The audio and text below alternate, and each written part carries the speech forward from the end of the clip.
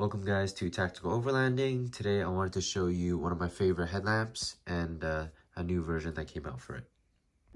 So I've been using one of these Petzl lights for quite a few years now, and I've learned to really like it. They're a little bit pricier for what they are, but they're unique and I think they're worth the price as a general kind of camping headlamp or even for sports. So Petzl just dropped a new version of the Swift RL, and it comes in full black now, as well as a yellow/black for construction, kind of industrial applications, a red one, and also a white one. They all come with these reflective straps with the Petzl logo right here. And it's the same strap that comes on the older model, which is fine. It works pretty well. Only thing I have to say about this is it's kind of hard to take it out and wash it, and as you can see, it gets quite disgusting, but that's the only gripe I have with it. So let's take a closer look at it and its main feature. As you can see there, the reactive lighting. This is the ambient light sensor that senses the conditions around you and adjusts the lamp accordingly. There is a flood beam here and also a spot beam. And on the newer version, which is not available on this guy, is the red light mode. So there's a dedicated LED for red light. Good for low light applications when you don't want to mess up your night vision. So I really like that. Previously, you could only get the red light on the Pro version, but now it's available on the standard. Taking a look at the top here, really simple user interface, just one button clicks to turn on, and then it cycles through the modes, and then it goes off. I do wish that it had a memory setting where you could click it and it goes to the previous brightness setting, but this works okay as well. Not my favorite. At the bottom here, we have a new port now, USB-C, finally updated. The old one was micro USB. Good thing about these headlamps, especially if you're skiing or doing long hikes, is that it does have a swappable battery. Now it's kind of tricky to take out, but if I could show you, you have to take it out from this ridge here and then kind of dig your nails into the side here to pop it out. Not the most elegant way of doing it, but you can see I could just turn it on. But it does mean that it's pretty secure and won't fall off. And it's also, when it's back on, it's pressed up against the headband, kind of.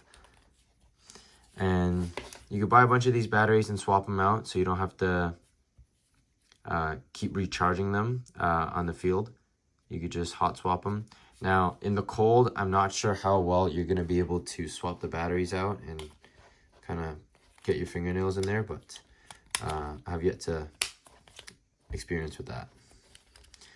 So just putting it back, put it in the groove, and there you are. Swap the battery.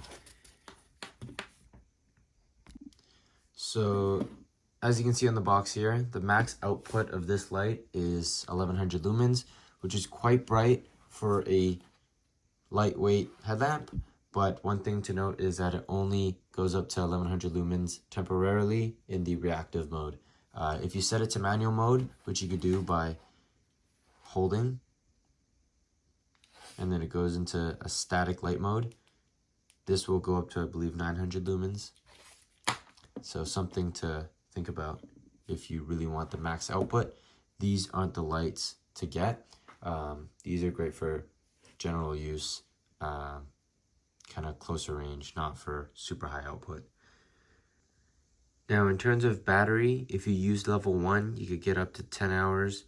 If you use level 2, 7 hours, and the max brightness mode at 1100 lumens, you could get 2 hours of battery. And you do have a fuel gauge here, they like to call it, 5 indicators. When you click it on, it'll show you the battery level, and then it goes off for a bit. And then once you turn off the light, it'll show you again how much battery it has. And to charge it, it's very simple.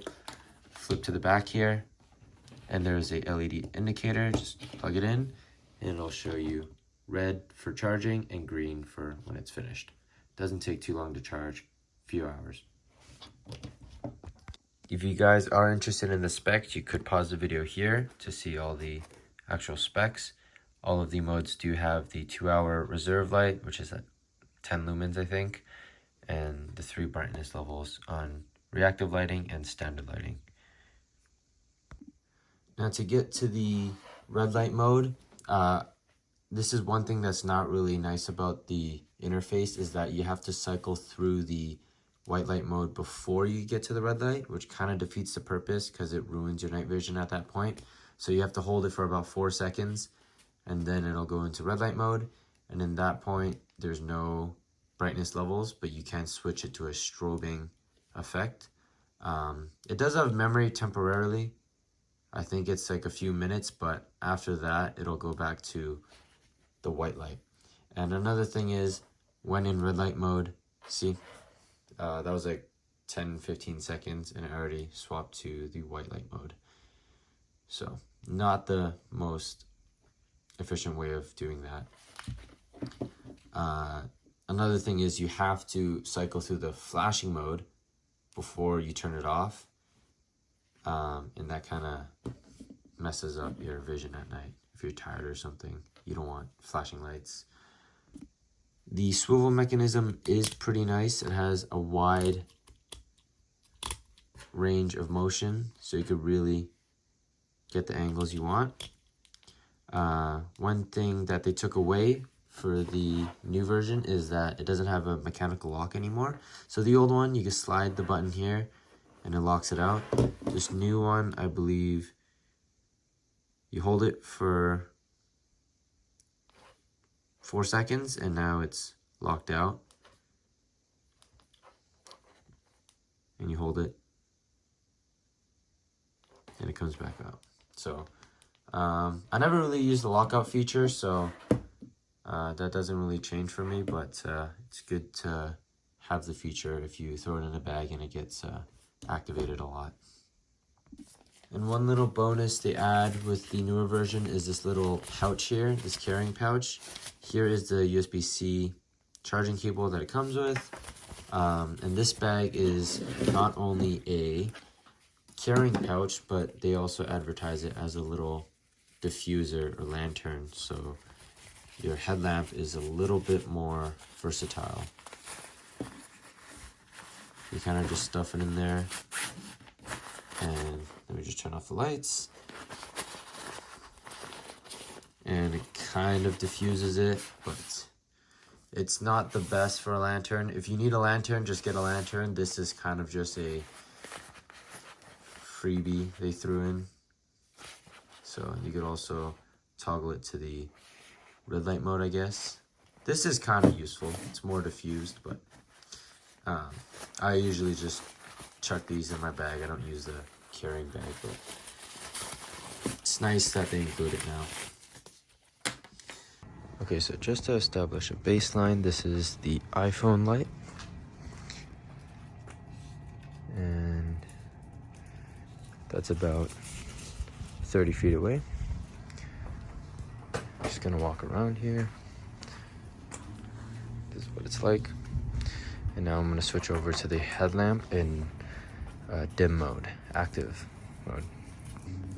So here it is, angled kind of at a 45-degree angle. If we go here, it's a much wider beam. You can see it fills out everything. You see the dog, but if we look up, it makes it a little bit more narrow, but not much brighter because we're in level 1. Go to level 2 now. You can see it's a bit brighter. And when I come to this corridor here, it's about the same because it doesn't need too much light. And then when we go on max brightness, and now it really lights it up. And then automatically dims it a bit for here, but you can see now that it's significantly brighter. And now we're gonna set it to manual mode on full blast. So this should be 700 lumens, I think.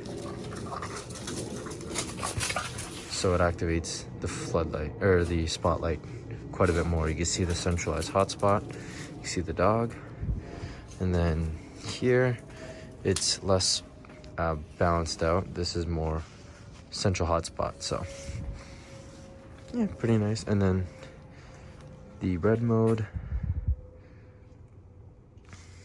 that's what it looks like. Very dim, but that's what you want. You can kind of make out everything, but you're not gonna light a whole area up with this.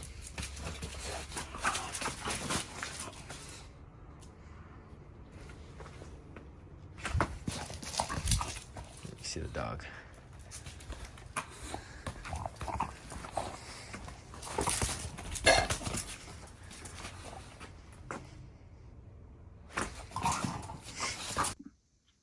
Overall, I really like this light. It's lightweight, compact, and it's reliable. Some of the issues that I had with the aging previous model are all fixed now. Red light and the USB-C. And it now comes in black, which I really like. So it comes at a kind of a steep price tag though, 175 Canadian dollars. The thing is, I don't know of any other headlight company that has the reactive lighting, which I find really useful, and we'll be demoing it at the end of the video. I find it's good for, you don't have to fumble with the controls. You can kind of just set the brightness levels you want. There's 3 of them, and then it will adapt to the surroundings. So if I turn the lights off, it should get a bit brighter. If I cover the light sensor, you can see it gets brighter. And when you tilt down and look at something close range, it'll switch to a flood dimmer beam. And if you look up into the distance, it'll brighten up and also use the spot pattern. So you could even see it here. If I point it to my screen, it'll think that's something further away and it'll adjust accordingly. So, and it does work pretty quickly as well. So hope you guys enjoyed, and you guys should consider getting yourself a headlamp. It's really good for camping and hands-free applications, and this is one of my favorites that just got updated. Cheers.